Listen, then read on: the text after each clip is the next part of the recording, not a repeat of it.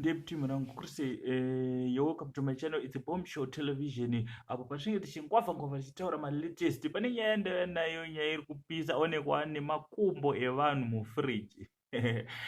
Pakaipa guys, if you're new here, don't forget to subscribe to my channel. Ndisati ndakupa nyaya iyi, subscription is free. Kungobaya ka red button kakaeneka notification bell icon so that you don't miss any of the videos I make each and every day. Ndingachikutsvagirai ma latest nyaya dzinenge dzichipisa. Nyaya ndaya nayo ndemufesarapo uyo wekusoweto hanzi aonekwa nemakumbo egirlfriend yake yekutanga mufridge. Saka zvaitika hanzi girlfriend yange yati hai ndine nzara bebe nditsvagirawo chekudya.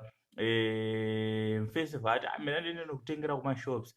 Baby varasara chisecha unoziva vakadzi ekubata ka vhaona makumbo girlfriend ari mufridge akaiswa panotonhorera, saka zvikamuvhundutsa.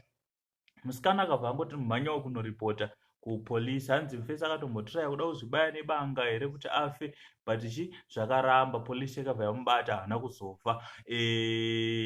Girlfriend riri kutaura haro kuti vangaona vakuru ava online. Saka chidzidzo kune munhu wese, and that's the reason why I make ma videos akadai so, because kungoita kuti tichenjedzane tizive zviri kuitika muworld yatiri kurarama. Saka kungoita kungokipai updated kuti musasare nezvinenge zvichipisa, musasare nenyaya dzinenge dzichiitika, mufambirane nenguva. Saka kana uchida kuti urambe uchiupdatwa zvinhu zvakadai so, don't forget to subscribe to my channel.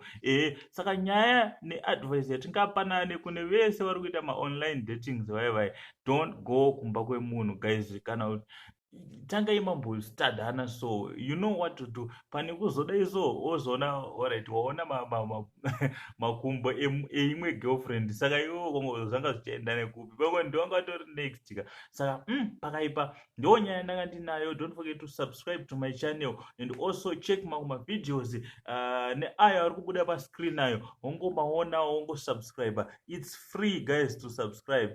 Thank you.